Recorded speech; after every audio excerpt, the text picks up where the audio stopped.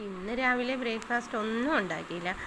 ഉച്ചയ്ക്കും വൈകിട്ടും ഒന്നും കഴിച്ചില്ലെങ്കിലും രാവിലെ കാപ്പി കുടിച്ചില്ലെങ്കിൽ ഞങ്ങൾക്ക് പറ്റത്തില്ല. അതുകൊണ്ട് ചേട്ടൻ പിന്നെ കുറച്ച് ദോശയും കടലക്കറിയും സാമ്പാറും ചമ്മന്തിയൊക്കെ വാങ്ങിച്ചുകൊണ്ട് വന്ന് അതും ഒരു മുട്ടയൊക്കെ പൊരിച്ച് ഞങ്ങൾ കാപ്പി കുടിച്ച്. പിന്നെ ഇന്ന് കുറച്ച് വാള കിട്ടി. കുറച്ച് വളരെ 2 വാള, കുറച്ച് കൊഴിയാളയും കിട്ടി.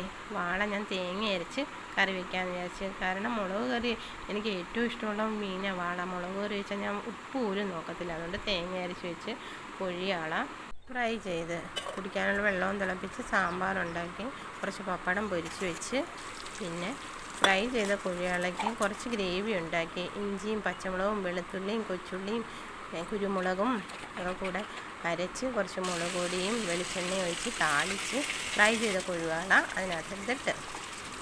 അങ്ങനെ ഇന്ന് ഞങ്ങൾക്ക് ചോറും സാമ്പാറും കൊഴിയാള ഫ്രൈയും പിന്നെ വാളക്കറിയും പപ്പടവുമായിരുന്നു. അത്രയേ ഉള്ളൂ.